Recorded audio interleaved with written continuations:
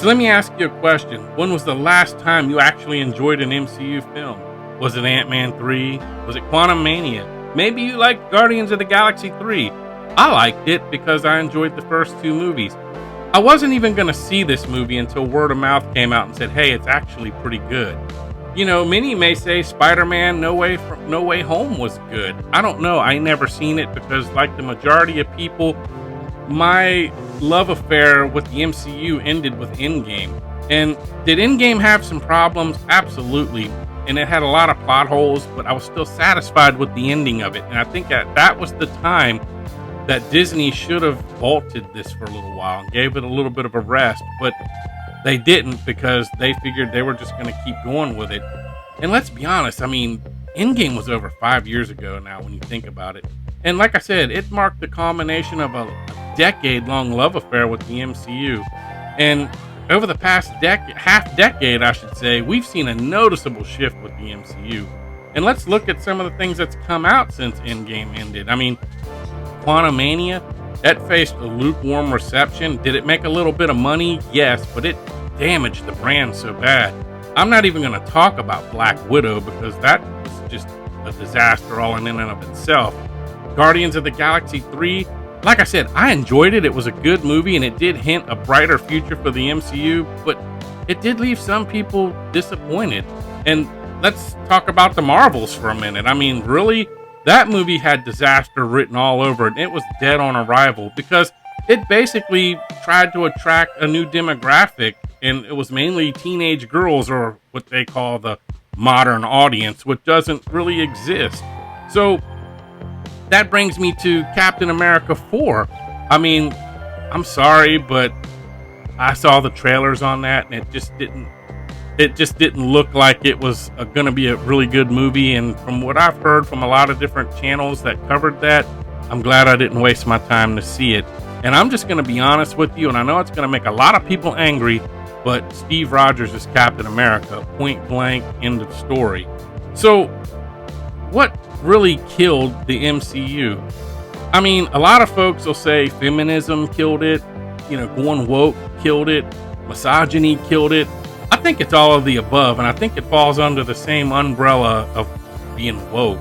Because, and I know a lot of people say, well, there's different, aspects of being woke. Misogyny is different, feminism's different, intersectional feminism. It's all woke to me. And I'm sorry, but that's just how I feel about it. And anytime I get a hint of a movie or a TV show that's pretty much woke, I'm gonna check out of it because I don't want to see it. And to be honest, the MCU has just pretty much been downright embarrassing as of late. Let's take She-Hulk, for example. I mean, that show could have been pretty cool because, and this was a show on Disney Plus, and they could have, told the story of Bruce Banner's, lifelong pain of being the Hawk, but they pretty much had to humiliate this character in a shameful way because we had to get the She-Hulk's journey instead. And what did we get in the end of it? The She-Hulk that worked. I mean, like I said, it was really embarrassing. And let's talk about what's coming up for the MCU. Let's talk about, the Thunderbolts. Really? I collected comics for a long time, from the early 80s, probably into the early 90s until I joined the military. And I've heard of the Thunderbolts, but I know nothing about them. I know some of the characters that they're going to have in there, but let's be real, man. This movie doesn't really peg my interest. And now, let's talk about the upcoming Fantastic Four movie. Will it make money? Maybe. I don't know, but I'm just so tired of seeing Pedro Pascal being casted and everything. I think this is a terrible casting because he does not look like Reed Richards. And like I said, it's just another race swap so they can check their box at Disney. And I'm not even going to get into the Silver Surfer because to me, that was a game changer for me. Once I found out they were going to make the Silver Surfer the female, I was just done. Now, I know in the comics there is a version of it, but let's be real. The Silver Surfer, that, like I said, that's a game changer for me. I'm not going to watch that movie. And it's just, to me, it's just one of those things. Like I said, it's going to be the same trope every time. Sue Richards is probably going to be you know, the girl boss. She's gonna be the key to everything, and same with the female Silver Surfer. And I'm just not gonna watch it. And it's a shame because the Fantastic Four was one of my favorites that, you know, I like to collect because I really liked the Thing, and I mean that's just it was one of my favorite characters.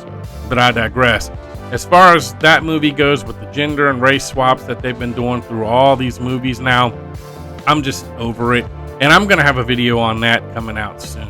I don't know. Let me know what you think of the state of the MCU is right now. To me, I think Disney's painted themselves into a corner, and I don't think they know how to get out of it.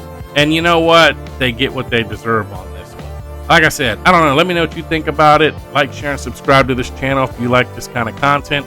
Also, leave me a comment. I do enjoy reading them. I'll see you on the next video. Bye for now.